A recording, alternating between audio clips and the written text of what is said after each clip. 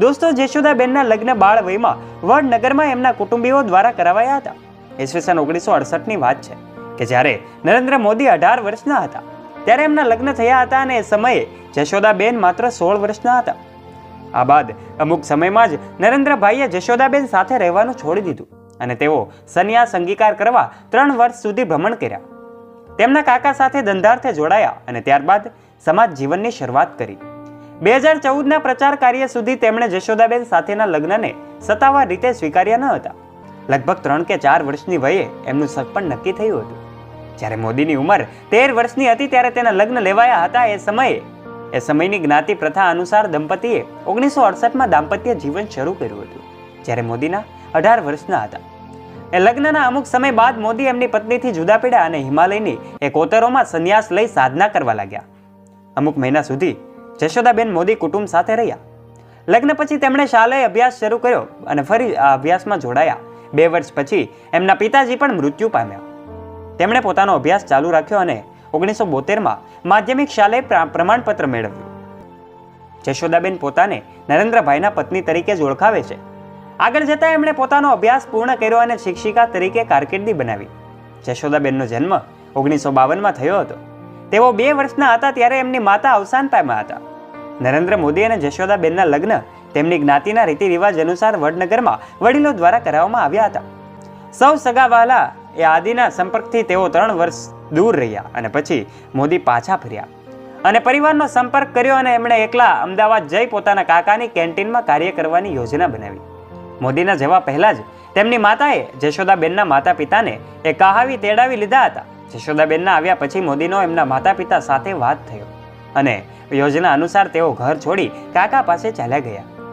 લગ્નના 3 વર્ષના તે કાળમાં જશોદાબેનના મતે તેઓ 3 મહિના પોતાના પતિ સાથે રહ્યા હતા. મોદીના ગયા પછી જ એમણે પોતાની કારકિર્દી ચાલુ રાખી. જશોદાબેને આગળ અભ્યાસ કર્યો અને શિક્ષિકા બન્યા. 1978-90ની આસપાસની વાત છે કે તેમણે બનાસકાંઠા જિલ્લામાં પ્રાથમિક શાળામાં શીખવ્યું અને એક શિક્ષક તરીકેની ભૂમિકા ભજવી. 1991માં તેઓ રજોસના ગામમાં એમ કહેવાય કે સ્થાયી થાય છે અને તેઓ હાલ નિવૃત્ત જીવન ગાળે છે. મોદી સાથેના સંબંધની વાત કરતા જશોદાબેને એવું જણાવ્યું હતું કે તેઓ ક્યારેય સંપર્કમાં રહ્યા ન હતા. આજ દિવસ સુધી એમના તરફથી કોઈ સંપર્ક કરવામાં આવ્યો ન હતો. બાદમાં એક સાક્ષાત્કારમાં તેમણે કહ્યું કે 1987 સુધી તેઓ મોદી સાથે સામાન્ય વાતચીત કરતા હતા. અત્યારે જશોદાબેન એમના ભાઈ અશોક અને ભાભી સાથે ઊંઝા ખાતે રહે છે. તેઓ સાદું અને પ્રાર્થનામય જીવન જીવે છે. સવારે 5 વાગે ઉઠે છે અને મંદિરે જતા પહેલા પ્રાર્થના કરે છે. મને ખાલી એકવાર બોલાવી લે તો હું હજુ પણ જવા માટે તૈયાર છું અને હજુ પણ તે મારા માટે વિચારતા હશે એવું વિશ્વાસ સાથે કહી શકું છું. આ શબ્દો મારા ને તમારા કે કોઈ સામાન્ય માણસના નથી, પરંતુ દોસ્તો આ શબ્દો છે આપણા પ્રધાનમંત્રી નરેન્દ્ર મોદીના પત્ની જશોદાબેનના, કે જેને આ શબ્દો એક સાક્ષાત્કારની અંદર કહ્યા હતા. આ ઉપરાંત દોસ્તો, જશોદાબેનને તો તમે બધા જાણતા જ હશો, પરંતુ આ જશોદાબેને પોતાના પતિ નરેન્દ્રભાઈ મોદી વિશેની એવી વાતો કહી છે કે જેનાથી આજે પણ મોટા ભાગના લોકો અજાણ છે. અને મોદીએ પોતાની પત્ની જશોદાબેનને એવું કહીને છોડી દીધા હતા કે તેને દેશની સેવા કરવી છે. આ ઉપરાંત જશોદાબેનનું કહેવું એવું પણ છે કે મોદીએ તેને એકવાર એવું પણ કહ્યું હતું કે હું પૂરો દિવસ પૂરા દેશમાં યાત્રા કરીશ, જ્યાં જવું હશે ત્યાં જઈશ, તો તમે મારી સાથે ક્યાં ક્યાં આવશો. અને તેણે એમ પણ કહ્યું હતું કે એટલી નાની ઉંમરમાં તું સસુરાલ શા માટે આવી ગઈ, તારે હજુ ભણવામાં ધ્યાન આપવું જોઈએ. અને આવું કહીને એકબીજા સાથે વાદ વિવાદ કર્યા વગર જ એ લોકોએ અલગ પડ્યા હતા અને તેથી જ તે છેલ્લા 43 વર્ષથી એકબીજાથી અલગ રહે છે. આ જશોદાબેન કે જે છેલ્લા 43 વર્ષથી નરેન્દ્ર મોદીથી અલગ રહે છે, પરંતુ એને એ વાતનો સંતોષ ચોક્કસથી છે કે તે કમસે કમ એક પ્રધાનમંત્રીના પત્ની તરીકે લોકો વચ્ચે ઓળખાઈ આવે છે. આ ઉપરાંત દોસ્તો, જશોદાબેનનું કહેવું એવું પણ છે કે એ 16મી પછી જેવી રીતે નરેન્દ્ર મોદીના જીવનમાં પરિવર્તન આવવા લાગ્યા તેવી જ રીતે તેના જીવનમાં પણ ઘણા બધા પરિવર્તન આવ્યા છે અને તે એક સ્કૂલની અંદર શિક્ષક તરીકે કામ કરે છે અને અમુક સમયથી જશોદાબેન સાથે હંમેશા પોલીસવાળા તેની સુરક્ષા કરે છે. તો આપણા ગુજરાત રાજ્યના 5 પોલીસ સિપાઈ હંમેશા જશોદાબેનની સુરક્ષામાં હોય છે. અને એ વાત અલગ છે કે જ્યારે જશોદાબેન માર્કેટમાં જાય છે ત્યારે તે રિક્ષામાં બેસીને જાય છે, પરંતુ આ પોલીસ જવાન તે પોતાની પર્સનલ ગાડીમાં જાય છે અને જશોદાબેનની એ ના હોવા છતાં પણ સુરક્ષા કરે છે. આ ઉપરાંત દોસ્તો, ઉલ્લેખનીય વાત તો એ છે કે લોકસભાની ચૂંટણી વખતે પહેલીવાર સાર્વજનિક રૂપે જશોદાબેને એ કબૂલ કર્યું હતું કે આપણા દેશના પ્રધાનમંત્રી નરેન્દ્રભાઈ મોદીની તે પત્ની છે અને આપણા દેશના પ્રધાનમંત્રીએ પણ જ્યારે લોકસભાની ચૂંટણી માટે ભરેલા ફોર્મની અંદર પત્ની તરીકે જશોદાબેનનો ઉલ્લેખ કર્યો હતો.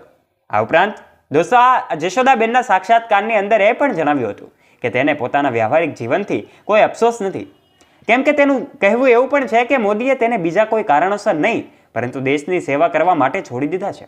એટલું જ નહીં દોસ્તો, છેલ્લા 40 વર્ષથી શિક્ષક તરીકે કામ કરી રહેલા આ જશોદાબેન આજે સારી રીતે સાંભળી પણ શકતા નથી અને તે છેલ્લા 40 વર્ષથી બનાસકાંઠાના એક નાનકડા એવા ગામમાં પ્રાઇમરી સ્કૂલ તરીકે ટીચર તરીકે એ બાળકોને ભણાવતા રહ્યા છે.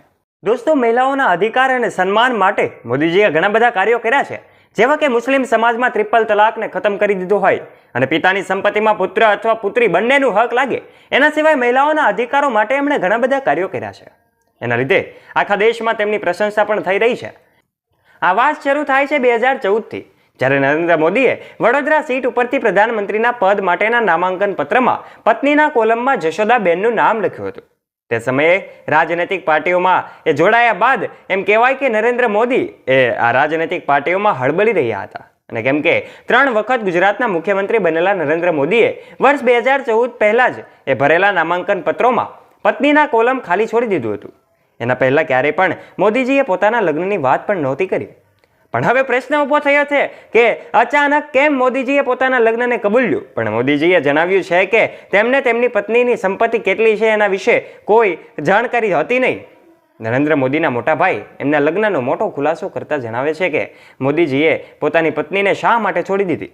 મિત્રો, મોદીજીના લગ્ન 1968માં 17 વર્ષની ઉંમરે તેમની માતાએ ગુજરાતના બાંસવાડા જિલ્લાના જોશણાના જશોદાબેન સાથે કરાવી દીધા હતા. એ સમયે જશોદાબેનની ઉંમર માત્ર 15 વર્ષની હતી. આમ લગ્ન સમયે બંને નાબાલિગ હતા. તે સમયમાં મહિલાઓની શિક્ષા ઉપર વધારે ધ્યાન આપવામાં આવતું નહોતું. નાની ઉંમરમાં છોકરીઓના લગ્ન કરી દેવામાં આવતા હતા અને તેમને ઘરની જવાબદારી સોંપી દેવામાં આવતી હતી. જશોદાબેન સાથે પણ આવું જ કંઈક થયું. લગ્ન પછી એમનું ભણવાનું છોડી દેવામાં આવ્યું અને તેઓ ઘરના કામોમાં લાગી ગયા હતા. પરંતુ મોદીજી હંમેશા તેમનું ભણતર આગળ વધારવાનું કહેતા હતા. મોદીજીએ પોતાની પત્નીને કહીને છોડી દીધા હતા કે તેઓ દેશની સેવા કરવા માંગે છે અને વ્યવહારિક જીવનના બંધનમાં રહીને દેશની સેવા કરવી મુશ્કેલ છે. અને મોદીજીએ પોતાનું ઘર છોડી દીધું અને સંઘ પ્રચારક બની ગયા.